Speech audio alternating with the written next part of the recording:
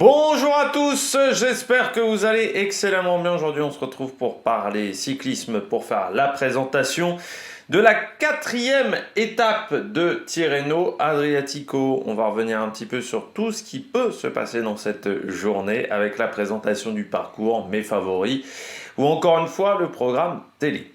N'hésitez pas à vous abonner à la chaîne, à réagir dans les commentaires, à mettre un pouce bleu, à partager la vidéo sur les réseaux sociaux, notamment auprès de vos proches, si vous pensez que ça peut les intéresser. Dans les commentaires, n'hésitez pas à me dire qui vous a plu, qui vous voyez surtout être performant aujourd'hui, quel coureur vous voyez au top, flop pour cette journée. Juste après l'arrivée, vous avez les shorts sur YouTube, vous avez également TikTok, avec un contenu qui est différent sur ces deux plateformes. Vous pouvez également vous abonner sur TikTok. Quand vous abonnez à la chaîne, vous pouvez mettre la petite cloche, comme ça vous êtes au courant des dernières vidéos qui sortent sur la chaîne. Il y a également les différentes playlists qui sont sur la chaîne, et puis vous avez la page d'accueil également.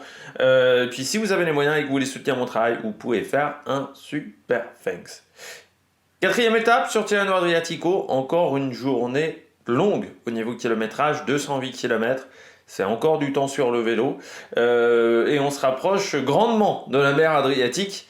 Voilà, Tirreno Adriatico. Eh bien, on arrive du côté de la mer Adriatique. On va passer maintenant la fin de cette course. Un profil atypique avec une montée dans la première moitié de journée. Et puis ensuite, c'est plat quasiment jusque dans le final. Donc, il faudra voir comment les sprinteurs vont réussir à passer cette difficulté.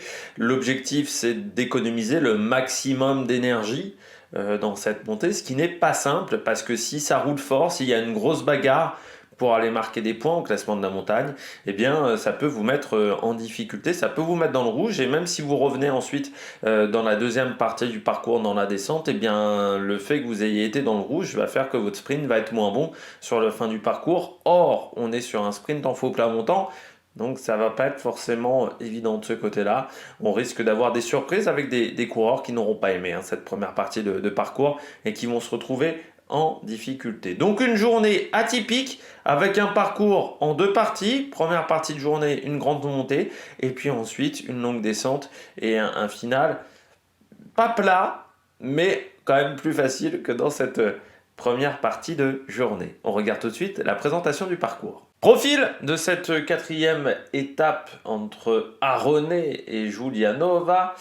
Étape qui est assez particulière. Alors déjà encore longue, encore une fois comme on le disait, 208 km à parcourir, donc ça c'est vraiment pas évident. Et puis avec cette montée du Valico di Castelluccio en début de journée, avec quand même un passage à 1500 mètres d'altitude avant de redescendre en plaine, donc c'est assez surprenant comme profil d'étape. Donc on regarde le début de journée, on part de Arone, vous voyez que jusqu'à Norcia, eh bien c'est plutôt tranquille. Sur les 50 premiers kilomètres, c'est plutôt plat, léger faux plat montant, parce que vous voyez quand même qu'on part de Arone à 232 mètres d'altitude, on arrive à Norcia à 600 mètres d'altitude. Et puis ensuite, il y a ce Valico di Castelluccio au kilomètre 69,5, c'est-à-dire qu'on est encore à 130 km de l'arrivée quand on arrive au sommet de cette difficulté du Valico di Castelluccio.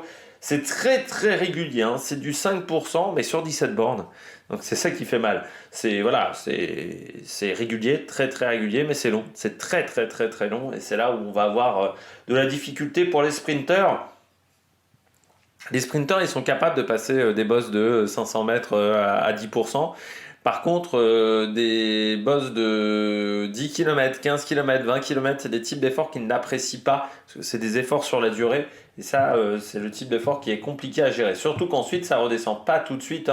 Vous avez encore le Forca di Presta, ça sera au kilomètre 83, donc il y a encore 13 km après, ça regrimpe. Et là, eh bien, c'est le début de la descente, d'une longue descente qui nous emmènera à Ascoli Piceno au kilomètre 126, c'est-à-dire que là on sera à 80 km de l'arrivée du côté de Ascoli Piceno, et là vous voyez c'est tout plat ensuite quasiment, avec un passage à Garufo, un passage à Santomero, et puis on passe une première fois sur la ligne d'arrivée à Giulianova.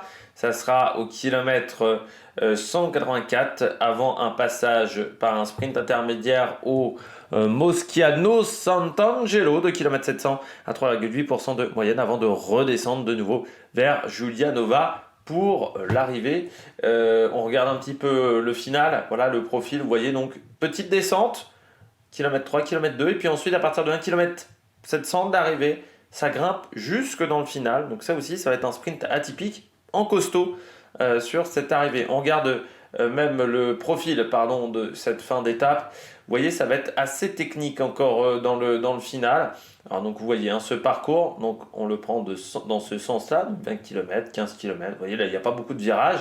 Et par contre, plus on se rapproche du final, plus ça va être technique. À partir de 5 km de l'arrivée, vous voyez, il y a une grande courbe juste avant les 4 km. Un autre virage important, ça c'est aux alentours de 3 km de l'arrivée. Et puis ensuite, à 2 km, vous voyez, vous avez cette ligne droite. On va le prendre ici. À 2 km, vous avez cette ligne droite. Virage à 1 km 600 à peu près de l'arrivée. Autre virage à 1 km 200 avec cette énorme épingle, enchaînement d'une petite courbe puis d'une épingle. Ça, c'est toujours très compliqué. Au kilomètre, eh bien, il y aura encore 2 virages à angle droit quasiment. Entre 750 mètres de l'arrivée et je dirais 600 mètres de l'arrivée. Dernière ligne droite plutôt de 550 mètres. Dernière ligne droite, voilà, où il faudra encore une fois en montée. Tout ce passage-là est en montée. Encore une fois, à partir du virage, tout le final est en montée. Donc ça, c'est à prendre en compte. Du côté du vent et du côté de la météo. Donc on part de Aronné pour aller sur cette arrivée à Giulianova. Temps nuageux sur cette journée, on aura peut-être même quelques averses sur le parcours. Température en pleine entre 9 et 14 degrés. Dans le col, on est à -1. C'est très très frais. Le vent entre 20 et 35 km/h.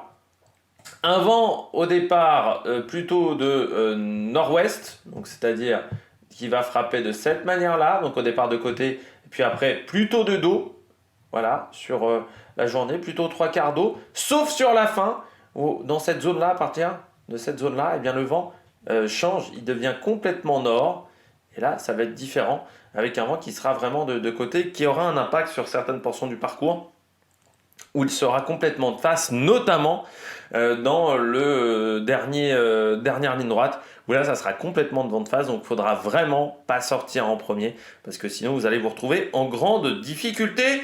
On regarde tout de suite la stratégie de cette journée. La stratégie, eh bien déjà, il va falloir bien se couvrir, parce que en haut, encore une fois, de cette montée, à 1500 mètres d'altitude, on est encore très tôt dans l'année, il va faire très froid. On pense à -1, -2, ça c'est la température indiquée par Google, parce que là, j'avais pas la météo, la chaîne météo, j'arrivais pas à trouver l'endroit sur la chaîne météo, mais ça veut dire que le ressenti, lui, va être encore plus froid. Ça va pas être évident à gérer, donc il va falloir vraiment bien se couvrir en début de journée. Il va falloir même être presque trop couvert sur le plat, parce qu'ensuite remettre des vestes, c'est un peu compliqué. La descente va être très dure, parce que la descente est longue, et encore une fois, avec le froid, ça peut être très très très compliqué. Donc il va falloir vraiment gérer la température, donc manger énormément, parce que la consommation de calories va être bien plus importante, et puis tenter de se réchauffer avec des boissons, mais là c'est toujours un petit peu compliqué. On a beau mettre du thé, notamment du thé chaud dans les bidons, le problème c'est que c'est un peu le même souci que quand vous mettez de l'eau très froide et qu'il y a la chaleur du goudron qui la réchauffe, et bien là il y a l'environnement extérieur qui va refroidir énormément cette boisson. Faire attention au vent dans certaines parties après la montée, parce qu'il y a certaines zones où on pourrait avoir du vent 3/4 un petit peu fort. Donc il faut faire attention sur les possibilités de bordure, mais après une journée comme ça, est-ce qu'on a vraiment envie de faire des bordures? Peut-être pas. Et puis dans le circuit final, je pense qu'il faut être dans les 10 premiers, dans le dernier virage à droite. Il faut surtout pas être premier. Je pense que les 3 premiers, 3-4 premiers, ça risque d'être compliqué, parce que je pense qu'on peut revenir de l'arrière, mais il faut pas être trop loin non plus, parce que sinon tu fais un énorme effort. Encore une fois, on est sur du faux plat montant, donc ça peut être compliqué. Donc il va falloir faire attention, mais vraiment il faut pas être devant, parce que avec le vent de face plus du faux plat montant, ça va vraiment mettre en difficulté les coureurs. Du côté de mes favoris, je vais tenter des grands coups, 2 grands coups aujourd'hui. Premier grand coup, c'est Anderman, le coureur d'Israël, qui me semble plutôt en forme. Sur une arrivée comme ça en faux plat montant, je pense que c'est un coureur qui est capable de faire du bon boulot aujourd'hui. J'ai mis quand même Philipsen et Merlier. J'ai hésité très longtemps à mettre Philipsen. Parce qu'il est encore, il a moins de jours de course que Merlier, donc peut-être que la condition physique n'est pas encore au top pour Jasper Philipsen, enfin totalement au top.